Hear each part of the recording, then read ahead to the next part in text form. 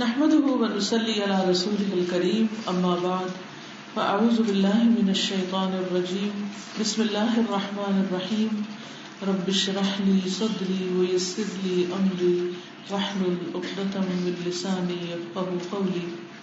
آپ سب کے لیے بہت خوشی کا دن ہے اور الحمدللہ اللہ سبحانہ وتعالی نے آپ پر اپنی رحمت کی اور قرآن مجید کا علم آپ کو عطا کیا اور اس میں کوئی شک نہیں کہ ہوا خیر مما یجمعون. یہ قرآن مجید ان سب چیزوں سے بہتر ہے جنہیں لوگ سمیٹ رہے ہیں، جمع کر رہے ہیں. تو الحمدللہ آپ نے اپنے لیے بہت ہی بہترین چیز جمع کی، بہت اچھی چیز سمیٹی. اللہ تعالیٰ آپ کے لیے اس کو بہت مبارک کرے.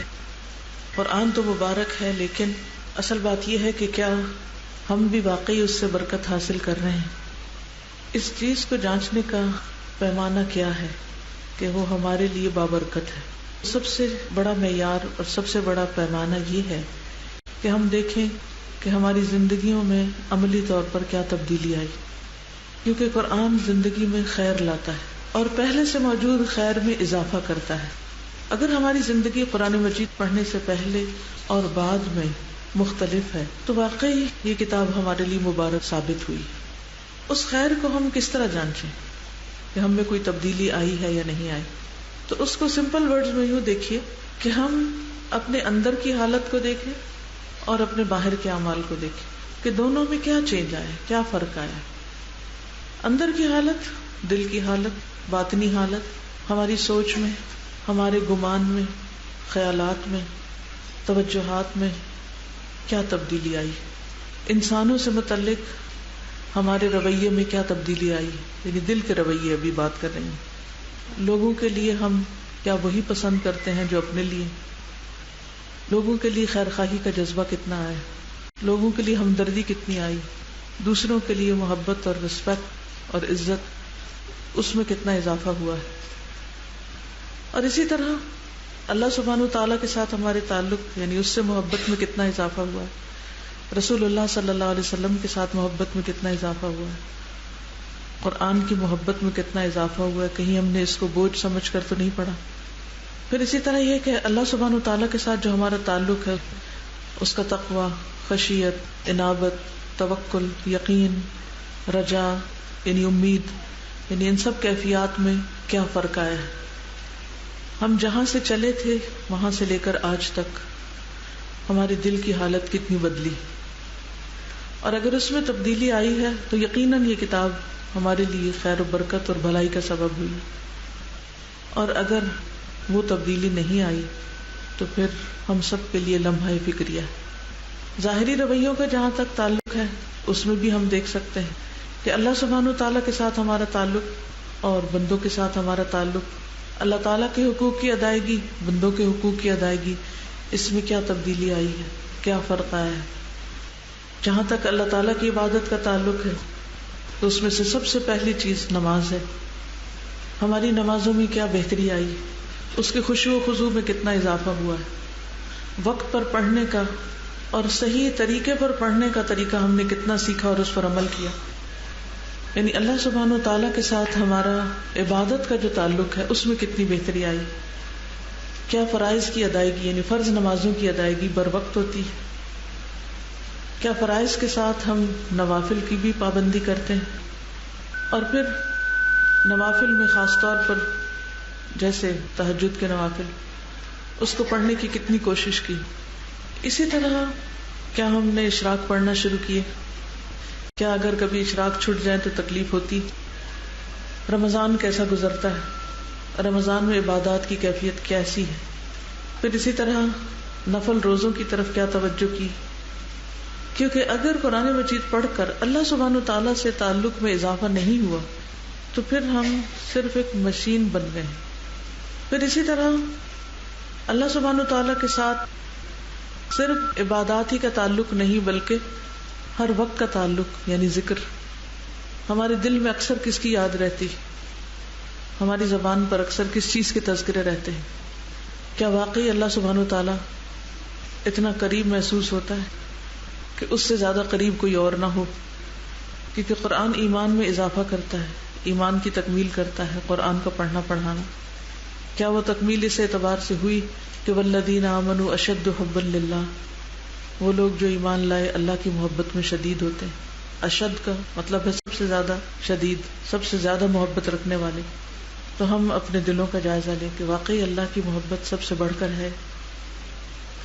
پھر اسی طرح بندوں کے ساتھ ہمارا تعلق، والدین کے ساتھ ہمارے سلوک میں کیا تبدیلی آئی، ان کے ساتھ حسن سلوک میں کیا اضافہ ہوا ہے. اگر زندہ ہیں تو ان کے ساتھ کیا معاملہ ہے، اگر فوت ہو چکے ہیں تو ان کے لیے ہم نے کیا کچھ کیا، ان کے صدقہ جاریہ کے لیے اور ان کی بخشش کی دعائیں، اور ان کے لیے کتنے مہربان ثابت ہوئے کہ ان کے لیے واقعی صدقہ جاریہ بن جائے. شوہر کے ساتھ ہمارے تعلقات کس قسم کے ہیں، کیونکہ شوہر کو جنت اور دوزخ بتایا گیا ایک عورت کے لیے. تو اگر شوہر ناراض ہے تو عورت کی نماز روزہ اور باقی چیزیں بھی اسے فائدہ نہیں دیتی. ہاں اگر ناراضگی اس کی وجہ ہے، اگر دین پر عمل کرنے میں ناراضگی ہے کہ کوئی نماز کیوں پڑھتا ہے یا اللہ کا حق کیوں ادا کرتا ہے تو وہ بے جان ناراضگی. لیکن اس کے جائز حقوق جو اللہ نے اس کو دیے، کیا ان حقوق کی ادائیگی کی فکر ہے، اس کے ساتھ بات چیت میں، معاملے میں کیا ہوتا ہے. پھر اس کے ساتھ ساتھ اس کے جو پیارے ہیں، جو اس کے والدین ہو سکتے ہیں، بہن بھائی ہو سکتے ہیں، ان کے ساتھ ہمارا تعلق کیسا ہے. کیونکہ یہ وہ رشتے ہوتے ہیں کہ جس میں عام طور پر رشتوں کے حقوق کی ادائیگی یا ان کے ساتھ اچھا معاملہ بہت مشکل ہوتا ہے، جس کے لیے انسان کو واقعی جد و جہد کرنی پڑتی. کیا اس میں کوئی تبدیلی آئی؟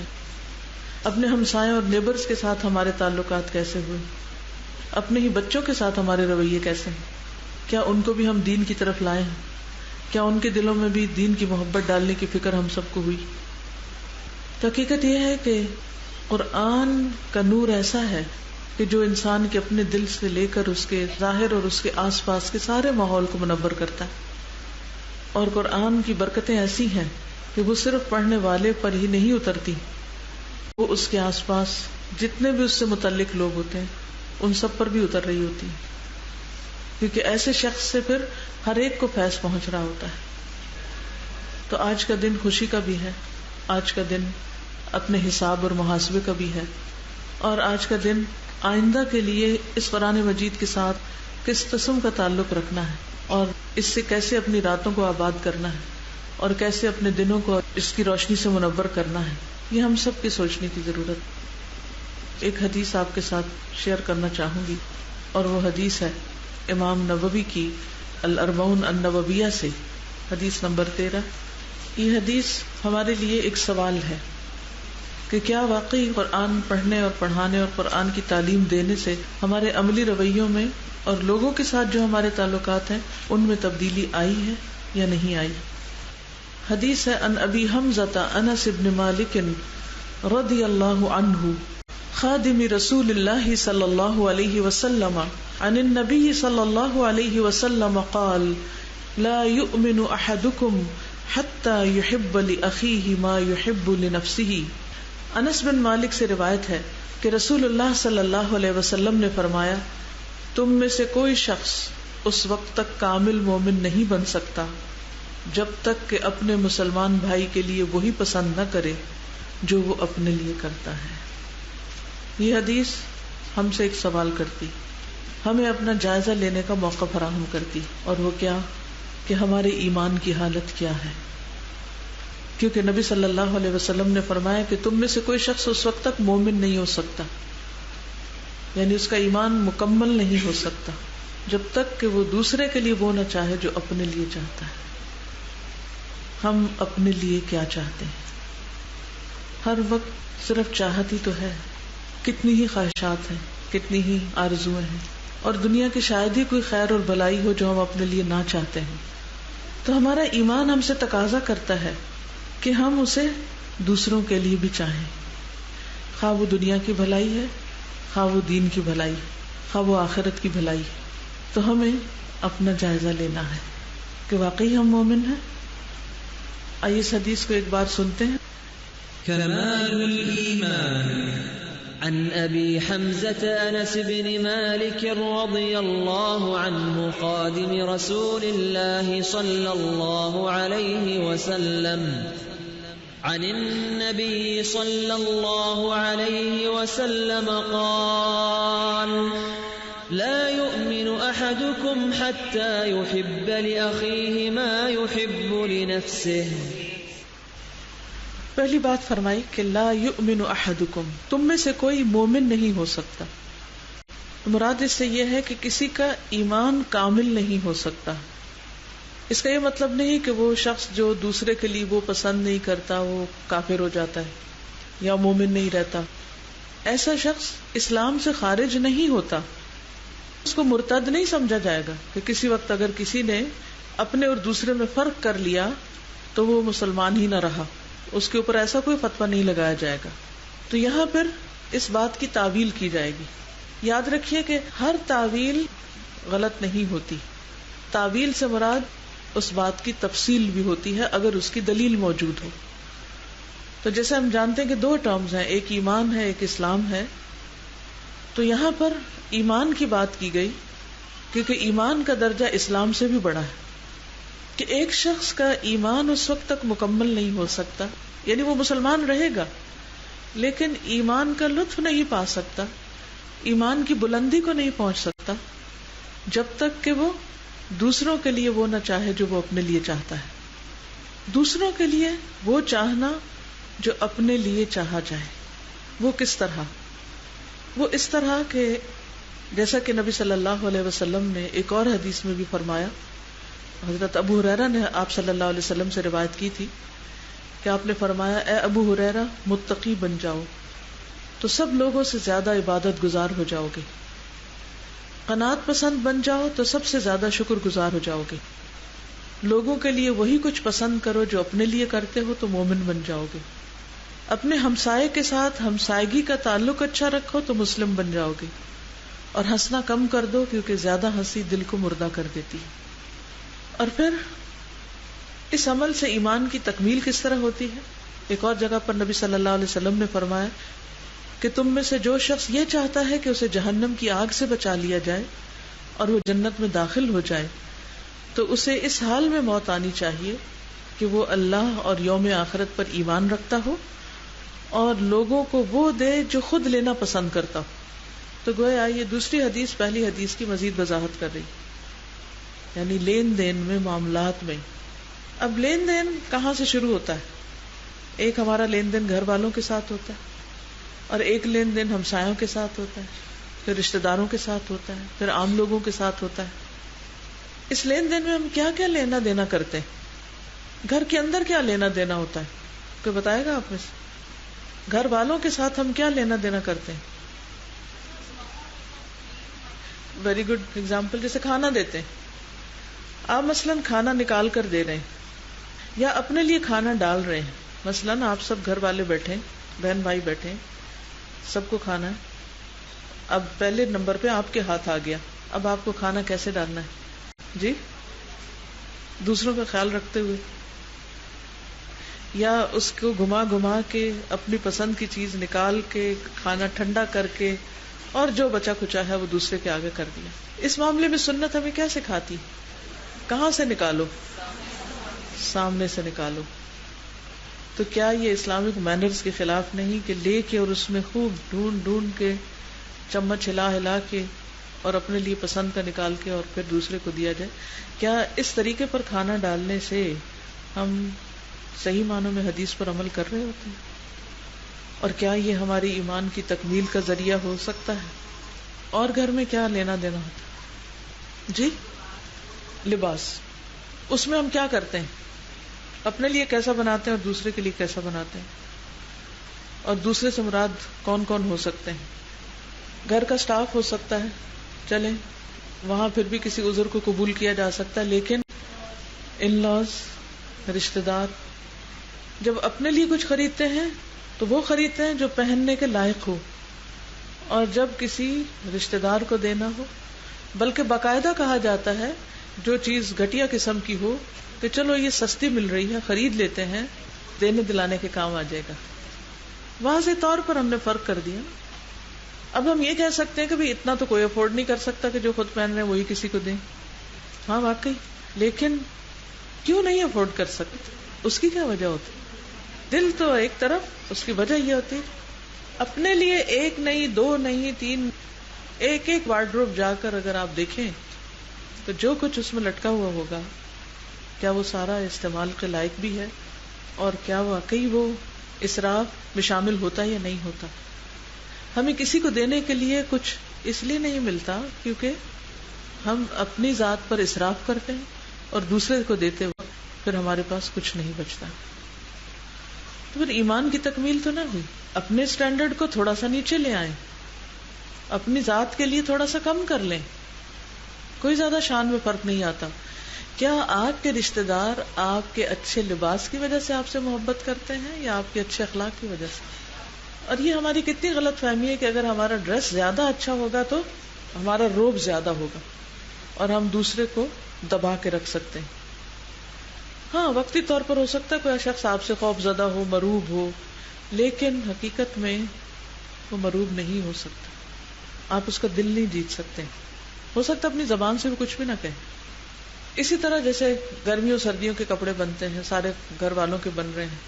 ایک اور فرق جہاں پر آتا ہے وہ بیٹیوں اور بہوؤں میں آتا ہے. میں نہیں کہتی کہ سب لوگ کرتے ہیں، بعض لوگ ہو سکتا ہے کہ بہوؤں کے لیے بیٹیوں سے بھی زیادہ کرتے ہیں، لیکن اس میں بھی اپنے پرائے میں فرق کر لیا جاتا ہے. جہاں سگے سوتیلے کا معاملہ ہو وہاں بھی فرق کر لیا جاتا ہے. اور ان بنیادی اسلامی اصولوں پر عمل نہ کرنے کی وجہ سے نقصان کیا ہوا ہے کہ معاشرے میں اتنا فرق آ گیا ہے کہ ایک ہی خاندان کے اندر بڑے بڑے فرق پائے جاتے ہیں اور ایک ہی سوسائٹی کے اندر، جس کی وجہ سے یہ سارا انریسٹ ہے. اب آپ دیکھیے کہ نبی صلی اللہ علیہ وسلم نے فرمایا، اور یہ صحیح مسلم کی حدیث ہے، من احب ان یزحزح عن النار ویدخل الجنۃ، جو چاہتا ہو کہ وہ آگ سے بچا لیا جائے اور جنت میں داخل ہو جائے. اور ہم سب چاہتے ہیں کیونکہ یہی سکسیس ہے. اصل میں قرآن پڑھتے ہوئے پڑھاتے ہوئے بہت دفعہ یاد کوٹ کی جاتی ہے، من زحزح عن النار وادخل الجنۃ فقد فاز، کہ جو آگ سے بچا لیا گیا اور جنت میں داخل کر دیا گیا وہ کامیاب ہو گیا، فقد فاز. تو یہاں آپ نے اسی چیز کے بارے میں فرمایا کہ جو چاہتا ہے کہ آگ سے بچا لیا جائے اور جنت میں داخل کر دیا جائے، اسے چاہیے کہ اس کی موت اس حال میں آئے، موت اس حال میں آئے کہ وہ اللہ اور یوم آخرت پر ایمان رکھتا ہو اور لوگوں کو وہ دے جو خود لینا پسند کرتا ہو. اب یہاں دائرہ بڑھا دیا گیا، صرف گھر والے نہیں، باہر کے بھی شامل ہو جاتے ہیں. تو جب ہم اپنوں کے ساتھ ایسا معاملہ کرتے ہیں تو باہر والوں کے ساتھ کیا کریں گے؟ پھر کچھ اور کیا دیتے ہیں ہم اپنے گھر والوں کو؟ اچھا اخلاق، اچھا رویہ. ہمیں تو دین یہ سکھاتا ہے کہ اس کو بھی سلام کرو جس کو جانتے اور اس کو بھی کرو جس کو نہیں جانتے. ٹھیک ہے، جس کو ہم جانتے ہیں اس سے سلام کر کے ایک محبت کا عنصر شامل ہوتا ہے تو obviously ایک والہانہ انداز ہوتا ہے. لیکن ایک ایکسٹریم یہ ہے کہ جس کو جانتے ہیں اس کو تو صرف سلام نہیں، گلے لگانا اور لمبی چوڑی باتوں کا سلسلہ شروع ہو جاتا ہے. اور دوسری طرف جس کو نہیں جانتے، چاہے وہ اس کے ساتھ ہی کھڑا ہو، اس کے ساتھ ہی آیا ہو، اس کی طرف دیکھنا بھی گوارا نہیں کرتے، اور سلام بھی نہیں کرتے، اس کو پوچھتے بھی نہیں، آگے بڑھ کے یہ بھی نہیں جاننے کی کوشش کرتے کہ یہ غریب ہے کون. دیکھنے کو تو چھوٹی سی بات ہے لیکن بہت بڑی بات. تو کسی مجلس میں آپ جاتے ہیں، شادی ہے، بیاہ ہے یا اوپن مجلس ہے، ٹھیک ہے درس کی مجلس، ایسی نہیں کہ اس وقت جو داخل ہو سلام شروع کر دے تو obviously وہ موقع نہیں ہے. لیکن جب آپ کسی بھی ایسی مجلس میں جاتے ہیں تو آپ کیا کرتے ہیں؟ اونچی آواز میں سلام کریں. کتنی دفعہ؟ ایک دفعہ میں بازو کا سب نہیں سنتے، 2 دفعہ 3 دفعہ. شرمندہ نہ ہو، شرمسار نہ ہو، اور یہ نہ سوچے کہ میں کوئی برا کام کر رہا ہوں. آپ تو وہ کام کر رہے ہیں جو جنت میں لے جانے والے. اور پھر اپنی کرسی سے اٹھ کے ان سے بھی ملے جن کو آپ جانتے ہیں، رشتہ داروں کو، دوستوں کو، اور ان سے بھی ملے جن کو آپ نہیں جانتے، اور بہت اچھے اخلاق سے ملے. ان کے لیے بھی وہی پسند کریں، کیونکہ بعض اوقات ایسا بھی ہوتا ہے کہ کسی شادی میں، کسی مجلس میں کوئی ایسا شخص آ جاتا ہے کہ جو انجان ہوتا ہے یا دوسرے شہر یا ملک سے آیا ہوتا ہے، اس کو زیادہ تر لوگ نہیں جانتے ہوتے، یا دور پار کا کوئی رشتہ دار ہوتا ہے. تو ایسے میں اس کی فیلنگ کیا ہوتی؟ سارے گل رہے ہیں، مل رہے ہیں، گلے لگ رہے ہیں، ایک دوسرے سے چہچہا رہے ہیں، باتیں کر رہے ہیں، اور اس کو کارنر کر دیا گیا. اس کے لیے بھی وہی پسند کریں کہ جو آپ اس کی جگہ پر ہوتے تو اپنے لیے پسند کرتے، اس کو اپنی جگہ پہ رکھ لیں. اور کیا دیتے ہیں ہم دوسروں کو؟ اسمائل دیتے ہیں. تو ضروری نہیں ہوتا کہ آپ صرف اس کو اسمائل دیں جس کو آپ جانتے ہیں، اس سے اسمائل کا تبادلہ کریں. اس کو بھی دیں جس کو آپ نہیں جانتے، وہ بھی اللہ کی کریشن ہے، یعنی آپ کی مسلمان بہن ہے. اور کیا دینا ہوتا ہے؟ اور کیا دیتے ہیں؟ رسپیکٹ دیتے ہیں. رسپیکٹ کے معاملے میں بھی ہر ایک کو رسپیکٹ دیں. ٹھیک ہے کچھ عمر میں ہم سے بڑے ہوتے ہیں, کوئی علم میں بڑا ہوتا ہے, obviously ان کا حق زیادہ ہوتا ہے, لیکن اس کا یہ مطلب نہیں کہ جو اپنے سے کسی درجے میں چھوٹا ہے اس کو کوئی رسپیکٹ ہی نہ دیں, اس کو ٹوٹلی اگنور کر دیں, اس کو بھی دیں. اور دینے والی چیزوں میں, بانٹنے والی چیزوں میں کیا ہوتا ہے؟ دعائیں, دعاؤں میں بھی سب کو شریک کریں. اور مال, ٹھیک ہے, وقت اور علم, مثلاً جیسے قرآن پڑھے ہوئے لوگ ہیں یہاں, یا پڑھنے والے, یا جو بھی قرآن نہ سے کوئی بھی علم ہے آپ کے پاس. آخر ایسا کیوں ہوتا ہے کہ جب ہمارے پاس کوئی ہنر ہوتا ہے یا کوئی علم ہوتا ہے یا کوئی اسکل ہوتی ہے, ایون کیک بنانا ہی ہے مثلاً, ایز لانگ ایز آپ اس کو میدے سے نہ بنا رہے ہیں, کیک بنانا ہی ہے. اب بہت سے لوگ میدے کی جگہ جو کا آٹا استعمال کرنے لگے, لیکن آبویسلی وہ ریسیپی نہیں پتا تو وہ چیز اس طرح نہیں بنتی. لیکن کچھ لوگ بہت ماسٹر ہو چکے ہیں اس میں بھی, بہت اچھے اچھے بنا لیتے ہیں. اب ان کا کیا فرض بنتا ہے کہ اس علم کو کیا کریں, ریسیپیز کو واقعی خوشی سے دیں گے, کیونکہ بہت سے لوگ اس میں بخل کرتے, نہیں دیتے, وہ ایک انگریڈینٹ کم کر دیں گے اس میں اور وہ ویسا نہیں بنے گا.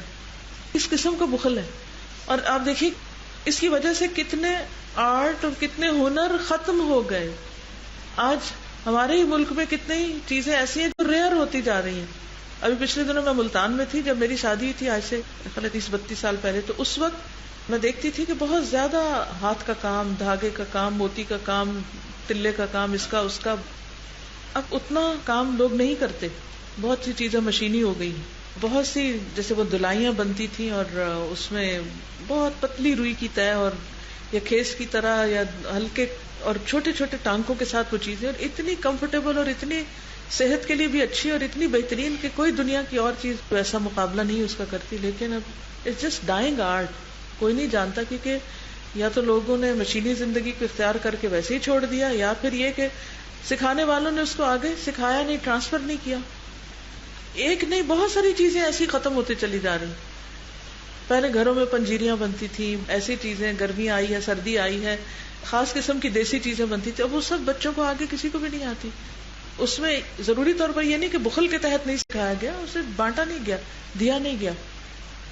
اور نئے نئے کھانے اور نئے نئے قسم کی جو چیزیں ہیں ان کے بنانے میں, وہ چیزیں اگر ہمیں کسی سے شیئر کرنی پڑے یا کسی کو راہ دکھانی پڑے یا کوئی سستی چیز کہیں مل رہی ہو, تو ہم دوسروں کے لیے وہ نہیں پسند کرتے جو اپنے لیے چاہتے.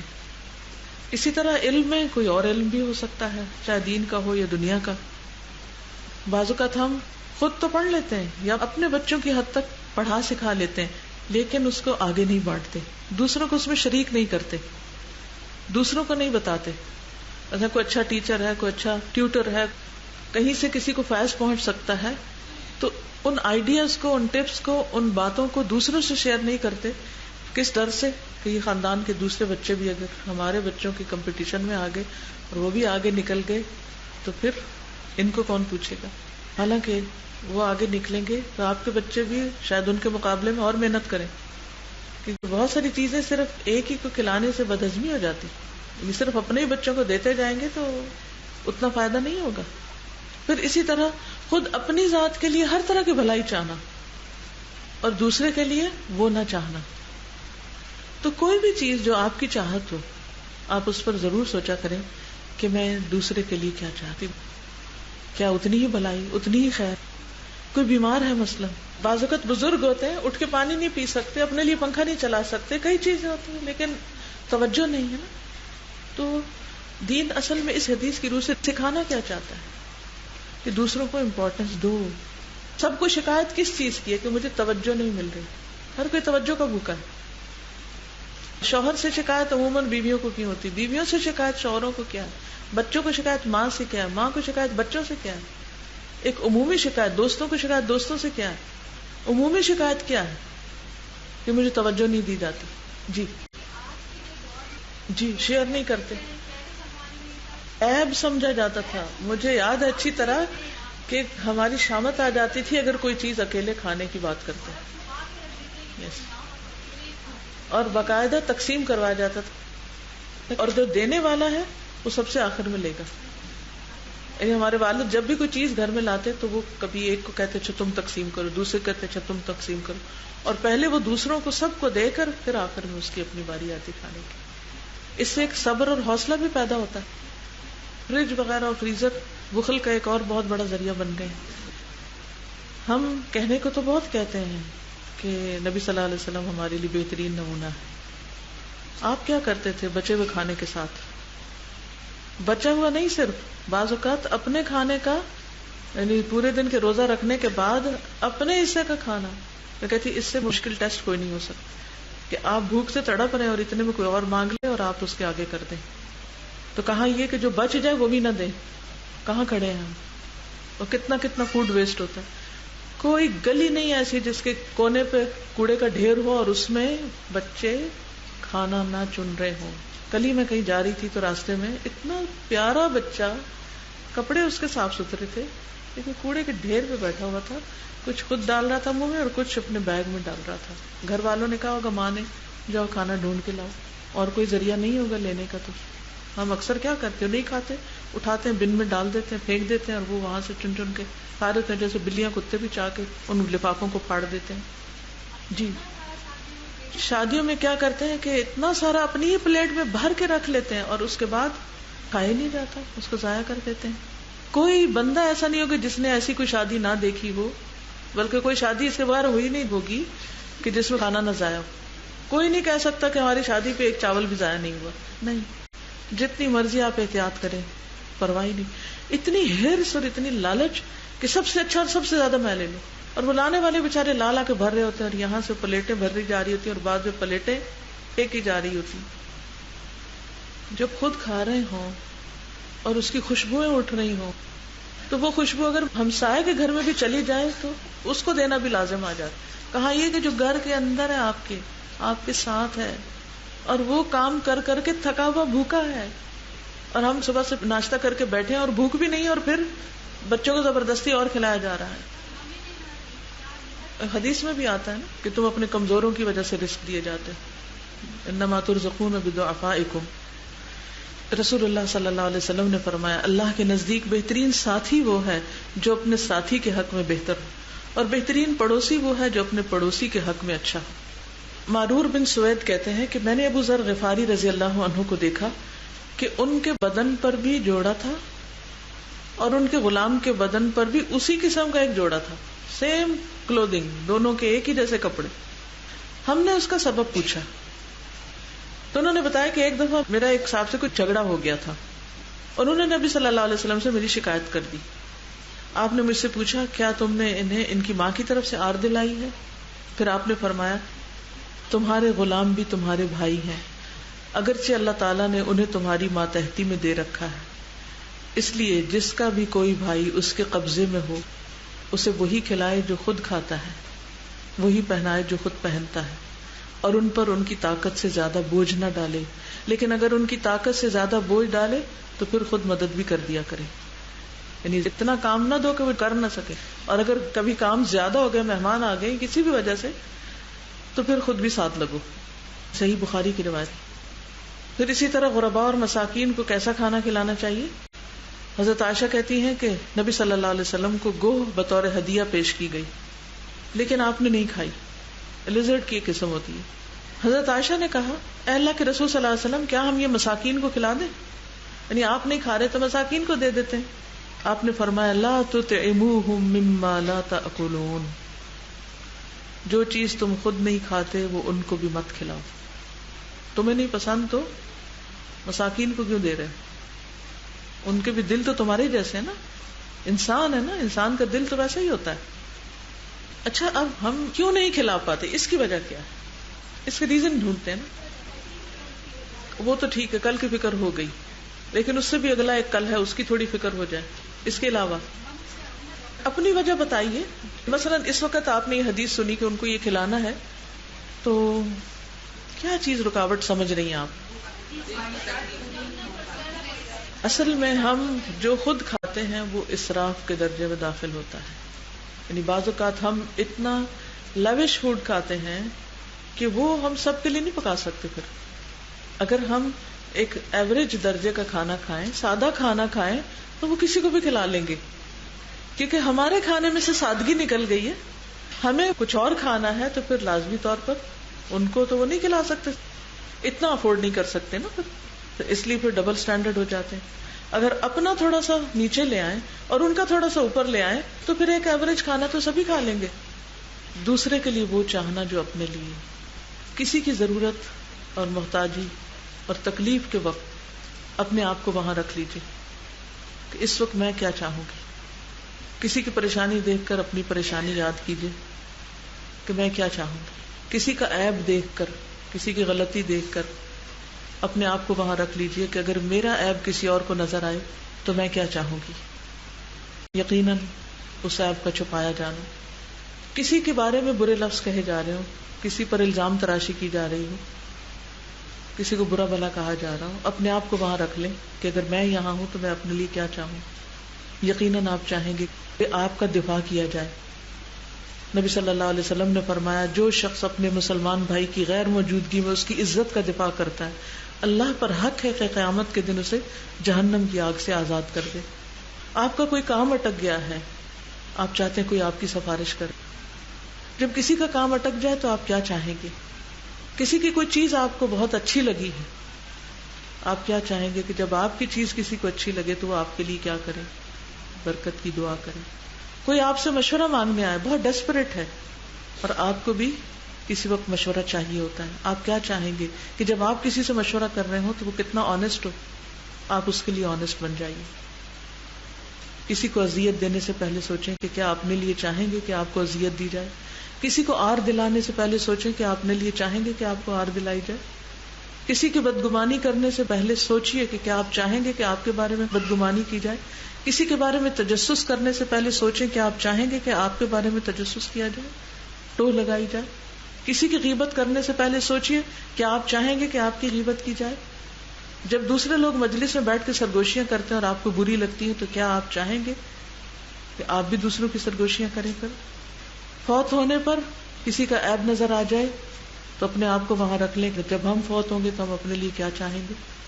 کسی کو کفن دینا ہو تو سوچ لیجئے ہمیں اگر کوئی کفن دے تو ہم اپنے لیے کیسا چاہیں گے. دوسرے کی جان مال عزت کی حرمت کا پاس رکھنا، اپنے آپ کو وہاں رکھ کے دیکھ لیں کہ اپنے لیے کیا چاہیں گے. کسی کے مال کی حفاظت کیسے کریں گے، کیا اسی طرح جیسے اپنی. کیا کسی کا ناحق مال آپ اٹھانا چاہیں گے. اپنے آپ کو رکھ لیجئے کہ آپ اپنے مال کے بارے میں کیا چاہیں گے. کسی کا مذاق اڑانے سے پہلے سوچ لیجئے کہ کیا آپ چاہیں گے کہ آپ کا مذاق اڑایا جائے، آپ کی ہنسی اڑائی جائے. کیا سودا کرتے وقت آپ چاہیں گے کہ کوئی آپ کو دھوکہ دے، کسی کو سودا کرتے وقت دھوکہ نہ دیں. کیا آپ چاہیں گے کہ سودے کے وقت کوئی آپ کو اس کے عیب سے آگاہ کر دے. تو اپنے لیے بھی کیا چاہیں، جو اپنے لیے چاہیں وہی دوسرے کے لیے، کہ پھر دوسرے کو بھی عیب سے آگاہ کر دیں. اپنی جان آپ کو کتنی پیاری ہے، دوسروں کی جان کو بھی وہی درجہ دیں کہ کسی کی جان نہ تکلیف میں اور نہ اس کا قتل کیا جائے. کیا آپ چاہیں گے کہ آپ کی نعمت پر آپ سے حسد کیا جائے، آپ کسی کے ساتھ حسد نہ کریں. کوئی بھی معاملہ ہو چھوٹا یا بڑا، ہر موقع پر سوچ لیں کیا میں اپنے لیے چاہوں گی، نہیں دوسرے کے لیے وہ نہیں چاہیں. کیا اپنے لیے چاہوں گی، ہاں دوسرے کے لیے بھی وہی چاہیں. سمپل سا فارمولا ہے مومن بن کے جینے کا. اللہ تعالی ہمیں عمل کی توفیق دے. جو اس حدیث کی اور اس سے ریلیٹڈ امام نبی کی اور احادیث کی ڈیٹیل چاہتا ہے ویب سائٹ پر موجود ہے. اس میں احادیث اور ان کا اردو ترجمہ لکھا ہوا ہے اور ساتھ نوٹس بنانے کے لیے خالی جگہ بھی ہے. امام نبی کی یہ کتاب دنیا کے مشرق و مغرب میں پڑھائی جاتی ہے اور 700-800 سال سے اس کتاب کو جو پذیرائی ملی ہے وہ اس کے علاوہ کسی اور حدیث کی کتاب کو جو اربعینات میں سے ہے اتنی پذیرائی نہیں ملی. دین کا ایک مکمل اور جامع نقشہ پیش کرتی. تو اس لیے ایک دفعہ زندگی میں اس پوری کتاب کو اچھی طرح سمجھ کے پڑھ لیجئے، پورا دین سمجھ آ جائے گا انشاءاللہ العزیز.